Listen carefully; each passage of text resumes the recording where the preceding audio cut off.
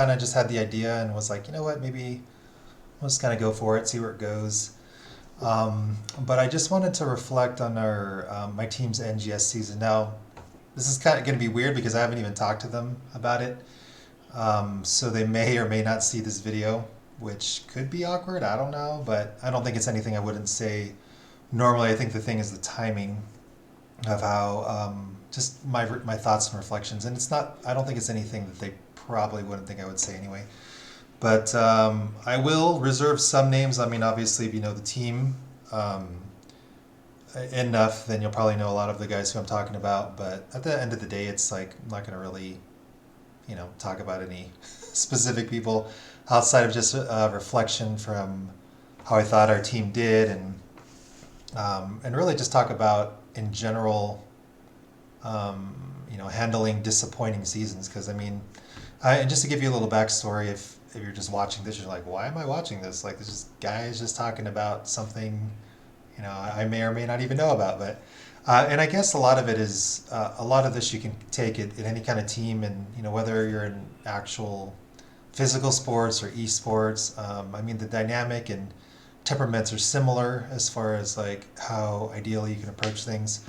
But I mean, going back to our team, I mean, we just ended our season last week. It's the 6th of May, 2021. And we ended season 10 in the NGS series. We were in Division C. And you have, I don't know, I guess down to Division E and then up to Division, it goes past A. I think there's a Nexus and a Storm. And I might be missing something. But we're not like near the top, we're not near the bottom, we're kind of in the middle as far as skill wise and things like that of how we rank up in amateur play. But I'm Robert, I'm the captain for Team Rainbow Strike Go, and I'm not the best player on our team. I realize that. Actually, probably I wouldn't be surprised if one of the oldest people that actually plays in competitive for the amateur. And you're probably wondering how old I am. I'm mid 40s. We'll just go with that. So you're just like, oh my gosh, I'm gonna click this off because this guy is like super old, and he has a cane. And you're right, I have two canes, two surgeries in. No, I'm kidding. But I really enjoyed it. There's a part of me when I was younger, I really liked to be competitive, uh, and I continue to enjoy it. And I think I've been able to exercise it in this format, so it's been fun. I actually play with my brother in real life. Play with a good friend over here, and I've met a couple of awesome guys that are a part of our team as well along the way that I've never met, but maybe at some point we will. We will. But basically, kind of reflecting on our season, we had high expectations for the season, and our results were kind of, I don't know. It's depending on who you talk to in the team. Some people thought we did a little bit better. Some people we did a little bit worse. I think if you were just to compare this season to last, we didn't go as far in the playoffs. Um, we actually got bounced in the first round. We were the number 4 seed last year. We were the number 5 seed, and we went to the finals. But the Western finals, because there's like an East and West, and we actually went to the big show and we lost in 4 games there. So we had high expectations going into the season. And beginning of the season, we actually got a coach. Shout out to him. I'm not going to really say his actual name because I probably will say some things. Maybe he agrees or disagrees. I kind of mentioned it to him in Discord chat or whatever. But and we'll just call him Z because that's what we call him. But that's not actual his name, his character name, or what he goes by Discord. But if you know him, probably know him. He's a super knowledgeable guy. I have nothing but good things to say about him in that regard. So it's interesting though. So we got a coach, and it was kind of his first season coaching any team. He just really wanted to get into it. So and he kind of reached out to us because we posted something in the NGS chat, or there's like this channel or whatever. So I didn't really give my guys like some time off. We literally just ended the season like the best we've ever done, and then we didn't take some time off at all, and just got a coach, and we had big plans. So it was interesting because with the coach, like he plays at probably the highest level, I guess, that we'll experience outside of pro. I mean, before, I guess there was a league that existed in CCL, right? That's the pro league if you're familiar with the hero scene. And if you're not familiar, you can look it up. It's done by Heroes Hearth. It's Community Clash League, I think, is the thing. And then also we play in NGS if you're not familiar with that. I can message me on YouTube or whatever, and I'll tell you where to go. But it's at nexusgaming.com. Shout out to them because they do a really good job with stuff. But and really do a lot for the community actually. But having said that, just kind of reflecting, it's interesting expectations, right? Like if you're defending champions, you almost kind of expect to go to the big show again. You almost kind of assume you're going to go.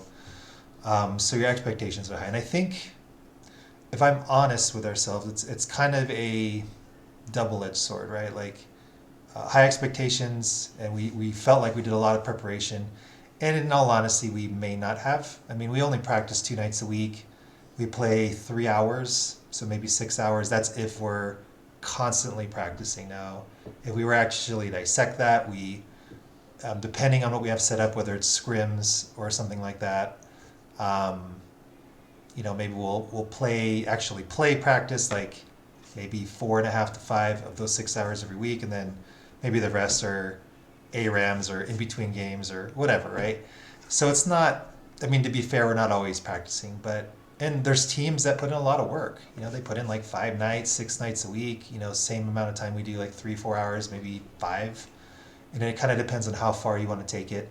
But we've always been kind of doing this, and we've had moderate success. So we've played in other leagues. I mean, Heroes Lounge isn't available for North America. We actually took a season off this last season, but come to find it was the last season they offered, which is unfortunate. So there's really one main league.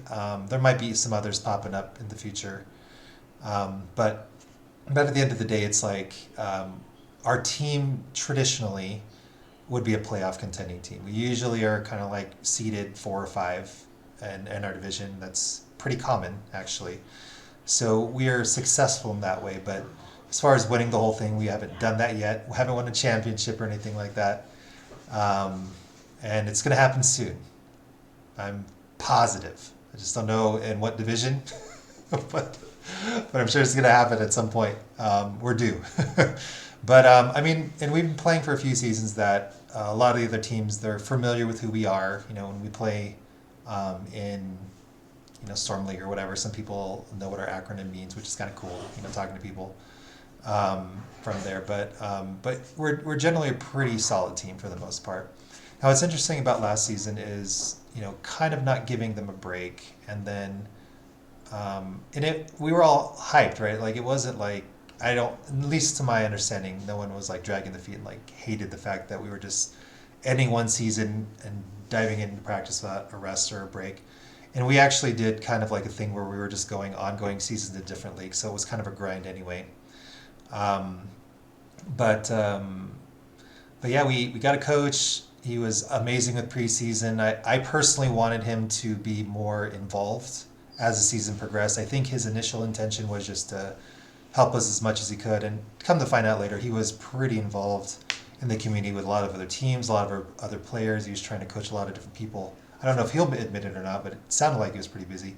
On top of that, he's going to college and going to school, and I don't know if he's actually said it, but I think he was trying to become pro, or at least try to help his team. And I think one of his team members actually ended up becoming pro, which I'm super excited for. I think it's awesome.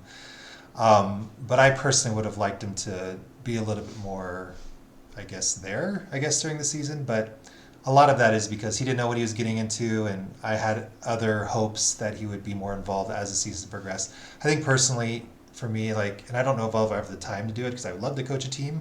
I don't know how successful I would be and how much time I could put in, but I would love to do that. I've actually done that in the past in other avenues, and I really enjoyed it. I've actually taught a lot of sports I didn't even know how to play at all, and had pretty good success, which sounds really weird, but I guess just the way that I think about players and basically playing to their strengths and identifying what those are. That's how my brain works. I really like making teams go and work. Maybe at some point, maybe it'll come across, but and I don't know, probably have to do maybe teams that are in Division D or E. I don't know. Maybe I could do higher. Kind of depends on how good I am, but there's just some fundamental things about the game that I feel like I'm kind of lacking up to a certain point. Like I don't really know drafting that well as I should, which I think I'm working on. Shot calling as far as the timing of when things that happen. Um, just different matchups. There's a lot of things about this game that even after playing for years and years, I still have a hard time wrapping my head around, right? For whatever reason. And there's just a lot of people that are just on it. They're just like all about it, memorizing all the stats. And I used to be about that when I was younger. But I think because I still like to play, I haven't devoted a lot of my time into other areas. So long story short, that we got the coach. He prepared us fairly well. I felt he did a good job for the preseason. We learned a lot of things that I felt like would be helpful. Um, and then, I think his school came around and he kind of disappeared in a sense.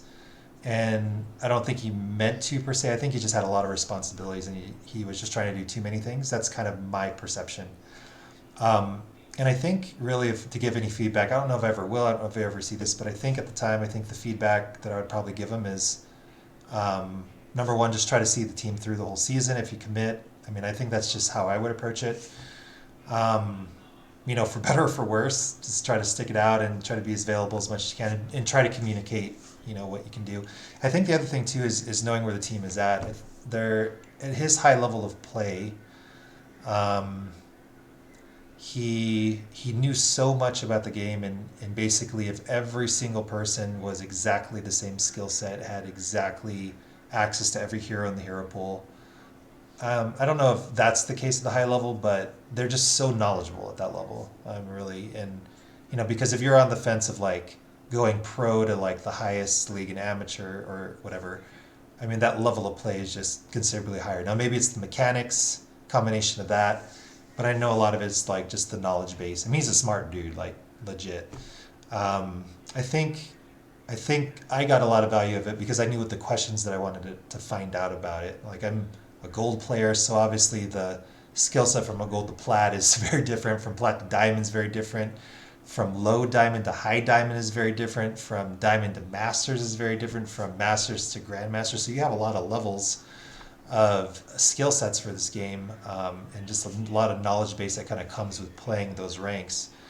And I think that's a lot of the challenge that we have with our group because we're doing it to be competitive, but also have fun, but also have game um, game life balance, I guess, instead of work life, like game life balance. And we have like a silver player, I'm a gold player, we got a couple plats, and we also have a diamond player who actually was masters player for a bit.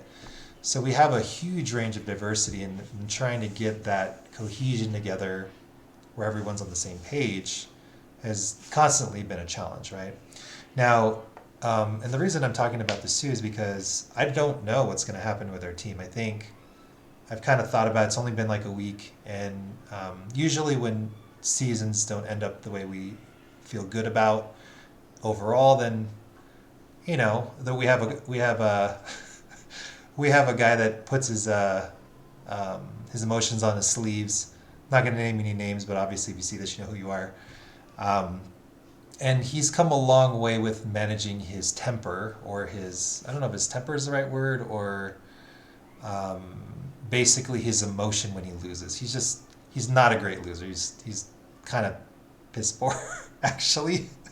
He's pretty bad at it, and at the end of the day, no one likes to lose. It's just he just takes it really, really hard, right? And it's hard for him to communicate at all, like in that face of losing, really.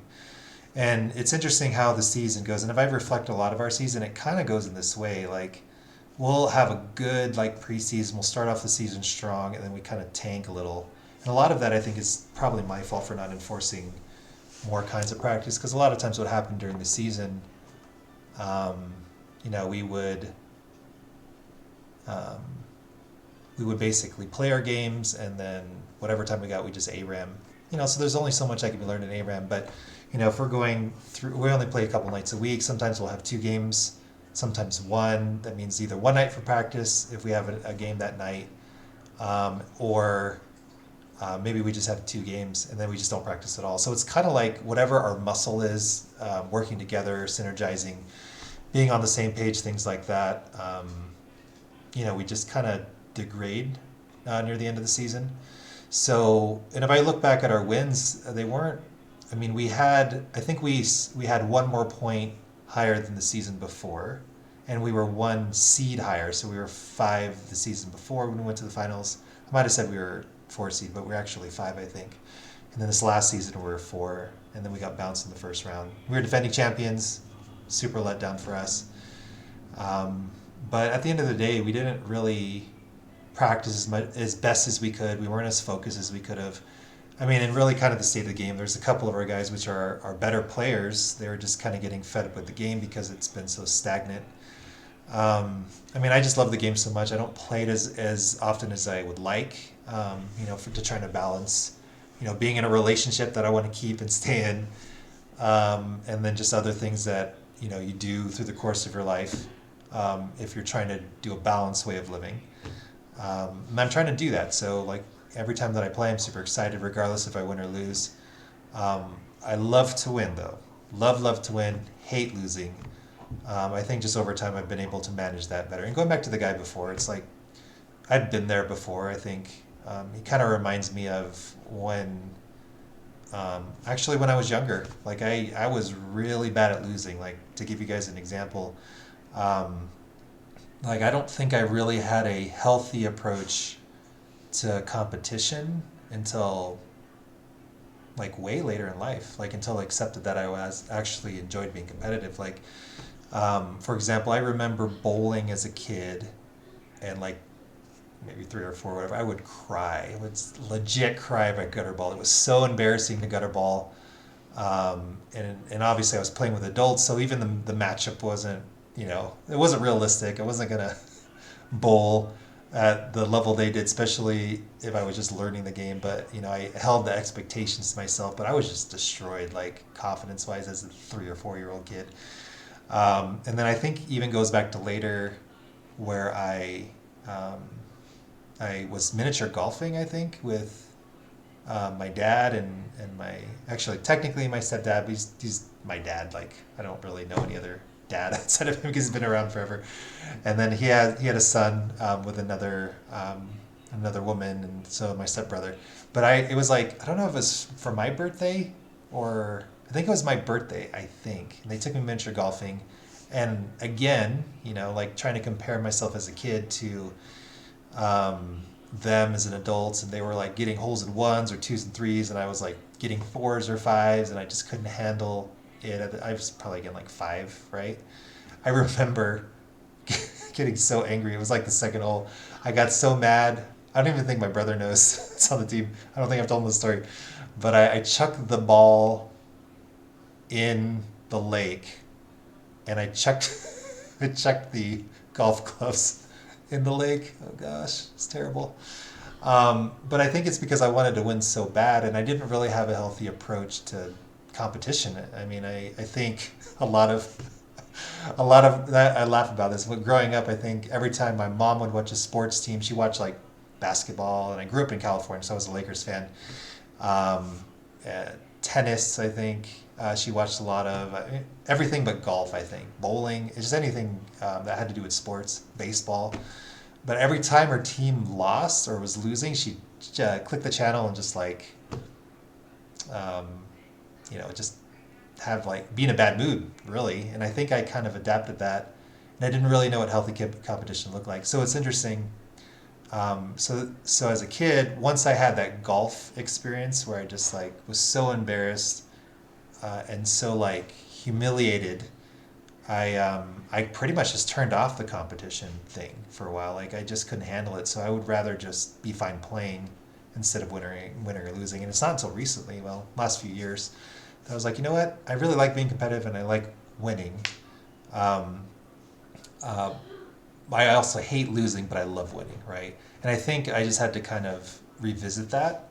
Now, going to the other guy, I don't know if he had some similar stories. I think at the end of the day, it's just like he's one of those guys that just wears his heart on his sleeve.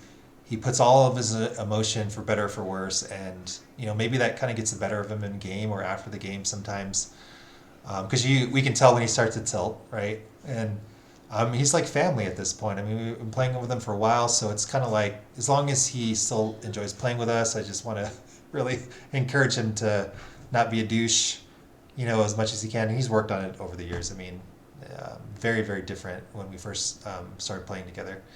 But at the same time, it affects. Like you get was when you have your own team, you think of all those dynamics um, and sometimes if people don't have the right mentality, it really wears on other people, right? Like as much as you don't want it to, the team chemistry is important. So when it's vibing and you're winning, you're really good, and when it's losing, it could suck really bad if you have the wrong personalities.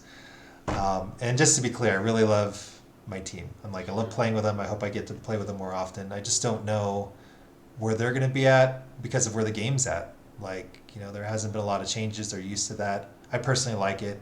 It gives me more to, um, the learning curve is a lot less because I have more time with the game, right? I get to learn things a lot more than I would have because nothing's really changed in a long, long time. It's been like 3 months, I think, now, and they might change in a week. We'll see. But even then, I mean, if we get to a future of this game where it doesn't change for 3 months or 6 months, how much do you like the game? And I don't know if they like it enough. I don't know if they don't like it because it's boring, which is what they told me, or they don't like it because they're losing and it sucks to lose, right? So that's coming back to reflecting on the season. I mean, we had high expectations. We did pretty good actually at the beginning of the season. I mean, if I were to look at those games, there's a lot of those games that we did win where they didn't have their regular players too. Whatever, win's a win. I don't care. We won. We still ended up pretty high during the season, but I think it was a combination of and there's some other little things that we did. Like we were trying to, and we do this every season. Every season, we cannot stay with the same strategy the whole season. The stuff that we valued at the beginning of the season was very different than the end. I was switching roles to try to free up our better player to play more decisive roles, to be in the group to make better shot calling decisions. It's just like we switched it up mid-season. We didn't practice. We just started doing it, and we do that every single season. We'll do a strategy, and we'll try to change things up through the playoffs, and then we get upset when we're not not practicing in the first place, right?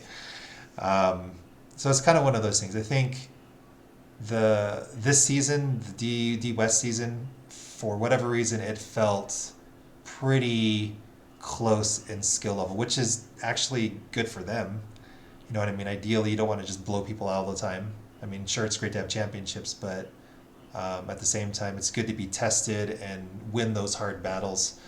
And I really felt I think there was only 12 teams in our division. One of them bounced early, and I think the one that bounced early could have been a playoff team if they could have figured out their chemistry. But I think they were a newer team and their personalities, just didn't work.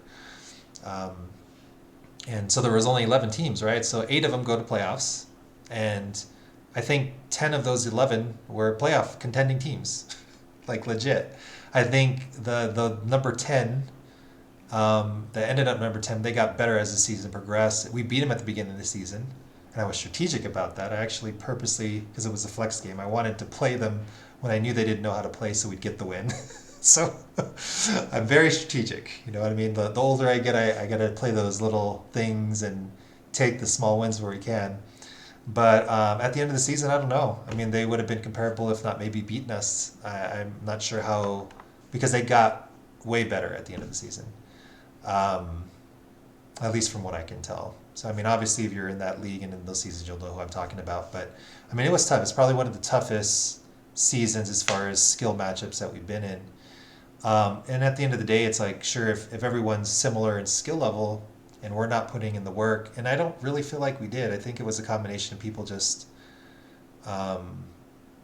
mainly a couple of our guys were getting bored with the game. They were having a lot of frustrations when they played on the game without us.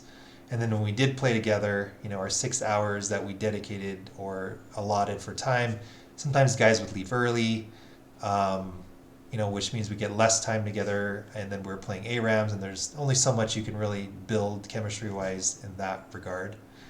You know what I mean? And there's a lot more we could have done. It's just we always taper off, and when I think back, we've always kind of done that. And maybe at some point I'll talk about it with the guys. They might see this, they might not. Um, but I mean, I gave them a 3 week break. I was just like, hey, you know, they're supposed to change the game in 2 weeks. We'll see where we're at.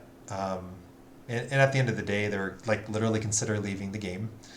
And I don't, you know, I thought about it, and part of me is like, I like this game. I don't know if I want to stop playing. You know, I think at the end of the day, I don't want to play with people that aren't enjoying it as much as I am, or at least enjoying it. Because it's a free game, it's like we're not an org. You know, they're not getting paid to play this game, so they don't have to suck it up, right? It's like you have to pick your battles and manage everyone's free time to some degree, and have them still want to play. And I think it was a combination of that, and then obviously we had some guys that couldn't make it some nights, and that kind of messed up the chemistry. We had to pull in some subs, and because of that, you know, we didn't have the best results we wanted when we needed it. But I mean, at the end of the day, how fair is that, right? Like, if there's 5 guys that practice every single week, and then we have to pull in a guy to basically make sure we can, you know, finish the game or at least get some points for the game, but they haven't really played with us that often or recently. It's like, you know, how are the expectations there, right? I'm personally just happy that we don't get a forfeit, right? And that's where it gets challenging with this game. I mean, it's not like we can sub someone in every 5 minutes. You know what I mean? Unless we're constantly practicing with rosters of extra people every week. And I think it would make more sense to do that if we practice more than 2 nights a week, but we just don't. So because we don't, we just try to make the best of the time that we got, and you know, we've had moderate success with that. It's a bummer because I mean, we had 2 goals this season. One goal was to move up a division to Division B, but I mean, we missed it by a point again. But at the same time, I don't know if we should get rewarded for playing lackluster at the end of the season. I mean, it's just going to get harder as it goes up, and we're kind of inconsistent with our execution.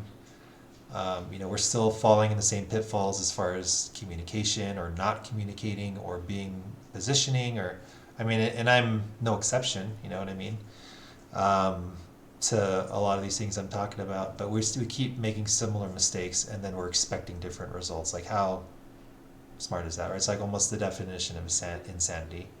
Like, if you're doing the same thing over and over and expecting different results, I think that is the definition of insane, pretty much.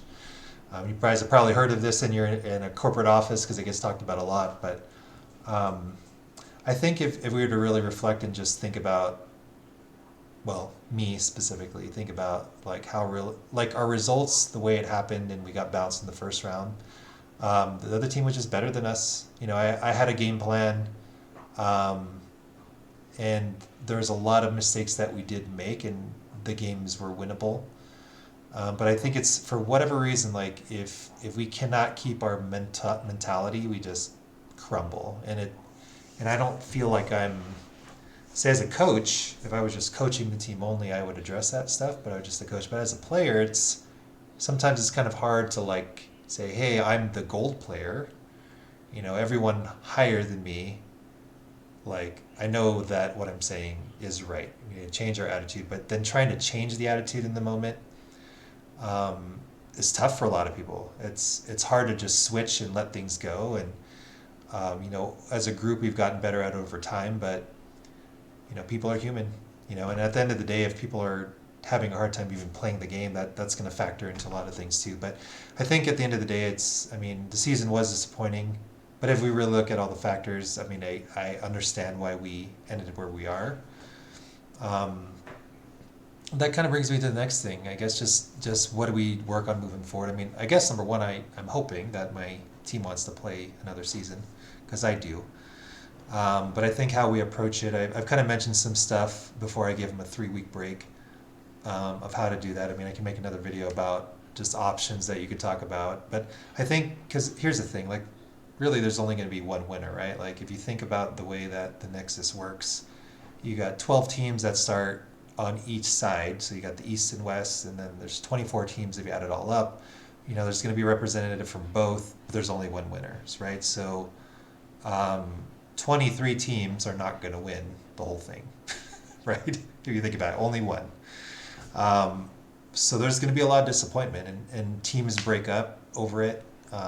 Some people will stay together if they have success, but they hate their teams that they're in. Um, and again, I don't want to have people play the game if they hate playing the game. That sucks. But I do know, though, that with every failure or every time you don't succeed, there's something to be learned, whatever that is.